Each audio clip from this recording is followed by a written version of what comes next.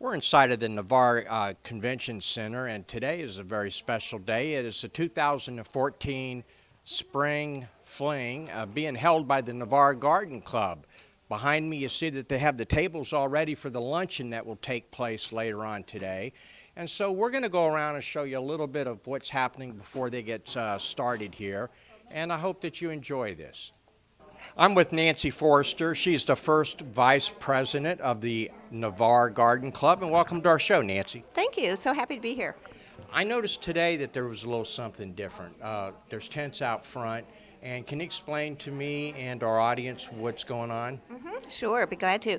The Navarre Garden Club holds a spring fling annually. It's our largest fundraiser, and the tents outside that you see are various vendors. We have stained glass, there's metalworks, all types of crafts and clothing. There are some food vendors, some gently used. We have live plants for sale from the garden club, and we even have a cooking pots and pans vendor, so we have a wide variety of vendors. And the money that we raise from this spring fling goes to the main things that we do for our community. We offer scholarships to kids in high school and college. We benefit the community. We, for instance, plant plants at some of the high schools. We have a junior garden club that we spend our money on too. So all of this money will go to the community. And I also know this firsthand is that you also gave away trees this year. Yes, we did for Arbor Day, right? That's right. Free trees to all people in the neighborhood. Okay, and I also believe that you guys are involved in planting a tree over there by the visitor center each year. Yes, again, that's part of Arbor Day. And with Arbor Day too, we plant trees we have planted them at the high school and the middle school in Navarre. Okay. Now, for people that's never been here or visitors that are thinking about moving to Navarre, this is for them maybe next year or down the road, but can you explain some of the activities that goes on inside and then later on after the luncheon? Yes, we do have a musician playing while the people are eating, and we also have a workshop that will take place between 2 and 3 o'clock. That is called plant a plank, I believe it is, and it's a piece of wood with a plant that will be attached that people could put on their fence or in the garden. It's a nice little outside piece of artwork. Now, something that is that a lot of people may not know about this, but you have several local restaurants providing the food for today's luncheon. Yes, we do. We're so happy. We could not do this if it wasn't for our local restaurants. The people that are contributing the food: Alfie's Catfish House, Shrimp Basket, TC's Front Porch, The Blake, El Patron, Sail Inn, the Creekside Southern Restaurant, Publix, Walmart, Winn-Dixie. All of these places have just helped us just tremendously. Their donations they help us achieve this luncheon, and without it, we just wouldn't be able to do it. So we are more than thankful for our local restaurants. And I will also add that it's $10 for a ticket for the luncheon, right? Yes, it is. $10 for a ticket and $10 for the workshop at 2 o'clock.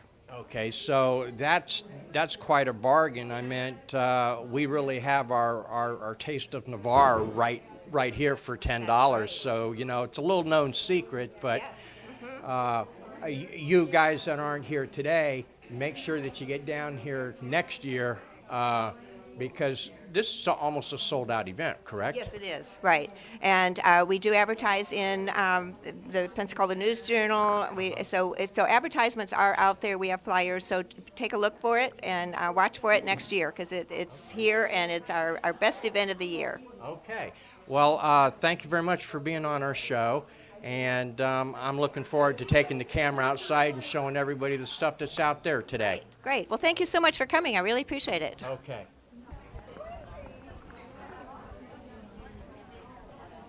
Hi, I'm with Ginger, and she's one of the ladies that's with the Navarre Garden Club. And can you tell our audience a little bit about some of the plants for sale today? Yeah, Most of the plants were grown by the ladies from the garden club, and we normally have them on sale at the Green Thumb Nursery over on 399. That's our garden club nursery. But today we're selling them for our spring fling. Every year we have lots of plants for sale. You know, this is the first time that they've had this outdoors, right? No, we have it outdoors. This section, yeah, we have it outdoors every year.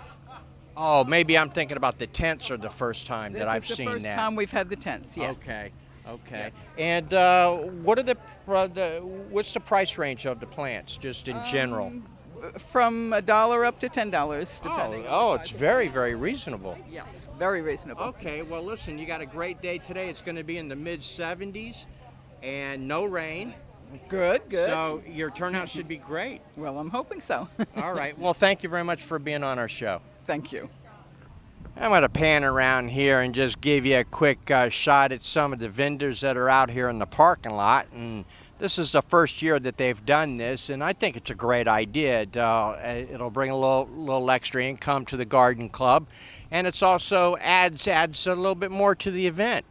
Well, I'm with Lynn, and she's also a member of the Navarre Garden Club. Welcome to our show, Lynn. Thank you. Now, you're here to tell people about the positive aspects of bats and butterflies in people's neighborhoods and yards, right? People do not realize, I think, how valuable bats are to their landscape, to their environment. They eat their weight in mosquitoes. They eat all kinds of bad insects, and they're great pollinators. They're one of the largest pollinators for plants, as are butterflies.